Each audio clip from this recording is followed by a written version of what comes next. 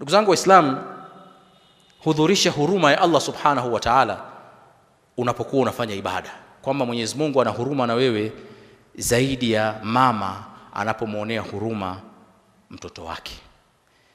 Kwa hiyo unapokuwa katika sijida, unapokuwa unafanya ibada ya aina yote, mlilie Mwenyezi Mungu yale yote unayohitaji, shida zako ulizonazo zote, makosa yako yote uliyofanya, mlilie Allah subhanahu wa ta'ala. Pale utakuwa unahisi kutoka katika kuswali, unahisi kuna kitu kizito kimetoka katika mwili wako, unahisi grafu ya imani yako au charge ya imani yako imepanda, energy imepanda katika moyo wako. Kwa sababu gani? Umetoka kuonana na Allah subhanahu wa ta'ala na umezungumza naye na umemshtakia shida zako.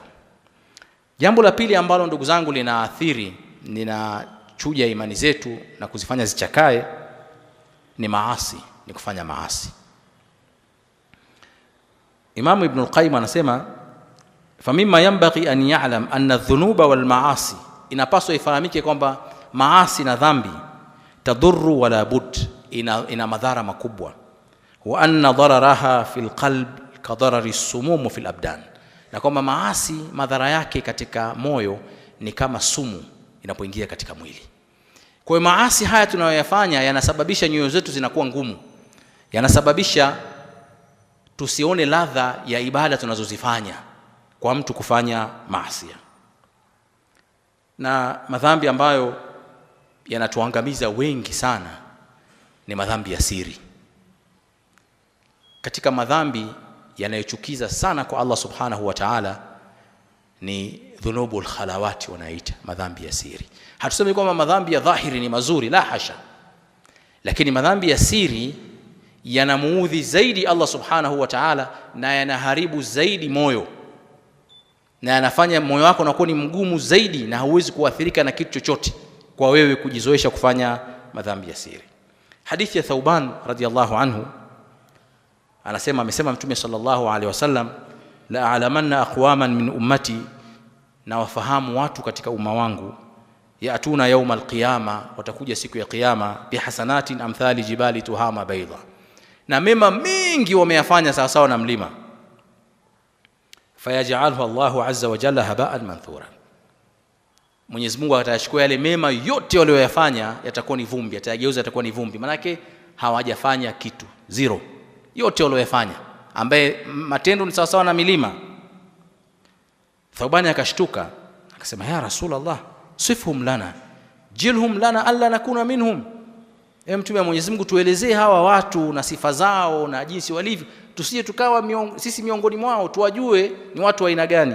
Mtume sallallahu alaihi wasallam akasema, amma inahum ikhwanukum wa min jildatikum, ni watu kama nyinyi, yaakhudhuna min al-layli kama ta'khudhun, wanasimama kuswali usiku kama mnavyosimama kuswali usiku, walakinnahum, aibu yao, aqwamun idha khalau bimaharimillahi intahakuha, ni watu ambao wakibaki peke yao na mambo ambayo Mwenyezi Mungu ameyaharamisha, wao wanayahalalisha na wanayafanya yanakuwa ni halali.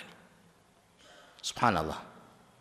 Yani wewe mbele za watu mcha Mungu, muumini mzuri, lakini ukibaki peke yako, ukienda sehemu ambayo hakuna mtu anakuona, yote ambayo yameharamishwa na Mwenyezi Mungu subhanahu wa ta'ala, kwako wewe ni halali. Sasa ndugu zangu, unaweza kuona hili ni dhambi dogo, kwamba mimi nimekaa chumbani kwangu na simu yangu ya mkononi, nazungumza labda sijui na mwanamke, au naangalia picha za ajabu ajabu, hakuna anayeniona, lakini kumbuka anayekuona ni Allah subhanahu wa ta'ala, na unamuonyesha dharau ya wazi wazi, kama vile unamwambia Mwenyezi Mungu, mimi Mwenyezi Mungu na waogopa watu hawa, na waogopa sana, wasijue siri zangu, wasijue naangalia nini, lakini wewe utanifanya nini yani? Sawa, najua unaniona, najua unaangalia nini, unanifahamu, najua unachokifanya unakielewa, lakini ni dharau kubwa sana kwa Allah subhanahu wa ta'ala. Na ndio maana waliosherehesha hadithi wakasema, mbona makaripio ni makali sana? Ukali wa makaripio umekuja ni kwa sababu ya kuteremsha nafasi ya Mwenyezi Mungu subhanahu wa ta'ala katika maisha yako. Kwa mimi nikiwa peke yangu, alivyoharamisha Mwenyezi Mungu ni halali, nikiwa mbele ya watu alivyoharamisha Mwenyezi Mungu ni haramu, na mimi navizungumzia. Na hii ndugu zangu ni madhambi ambayo yamekithiri, yameenea katika mujtama, yanatugusa wote, lakini madhambi haya ndiyo yanayosababisha nyoyo zetu zinakuwa ngumu na saa nyingine tusihisi athari yoyote mbele ya Allah subhanahu wa ta'ala. Sasa ili tuweze kupambana na gonjwa hili la madhambi ya siri, tunafundishwa na Mtume sallallahu alaihi wasallam tukithirishe kufanya ibada za siri. Kithirisha kufanya ibada za siri. Amka usiku, usiamshe mtu yote, fanya ibada zako, alafu njoo muamshe mke wako baadaye, hata yeye asijue kama uliamka, wewe na Allah subhanahu wa ta'ala. Funga, mtu yote asijue. Saa nyingine hata mke wako nyumbani asijue, hata futari asikupikie, kwani ukikosa futari utakufa shekhi. Sio unafunga asubuhi unasema leo nimefunga, leo Alhamis futari jioni. Matangazo haya haikatazwi, lakini kwa nini usifanye kitu ambacho hakuna anayekifahamu zaidi yako wewe na Allah subhanahu wa ta'ala? Mmoja katika waja wema amefunga karibu miaka 20, mke wake hajui, funga za sunna. Anapeleka chakula dukani, anaweka chini ya meza. Kifika magharibi kiadhiniwa anakula, kirudi nyumbani. Kwa nini? Anataka abaki yeye na Mola wake tu. Toa sadaka yako, tafuta mtu au watu au wahusika, utoa sadaka yako. Hakuna anayejua sadaka ile isipokuwa wewe, yule anayepewa, hata sengine anayepewa hajui nani katoa. Ibaki wewe na Allah subhanahu wa ta'ala. Hii ndio dawa ndugu zangu.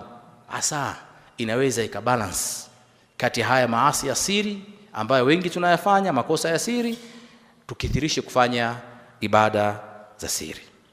Ndugu zangu, maudhui ya khutba yetu ilikuwa ni kukarabati imani zetu, kuzilinda imani zetu, kuzihuisha imani zetu, kwa sababu ndio kitu tunachokimiliki.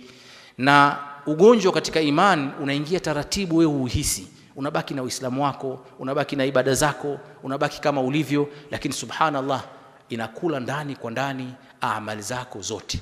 Kibaya zaidi unaweza kuja kufika mbele ya Allah subhanahu wa ta'ala ukakuta hakuna ambacho umekutanguliza mbele yake. Inna Allaha wa malaikatahu yusalluna ala an-nabi ya ayyuhalladhina amanu sallu alayhi wa sallim tasliman.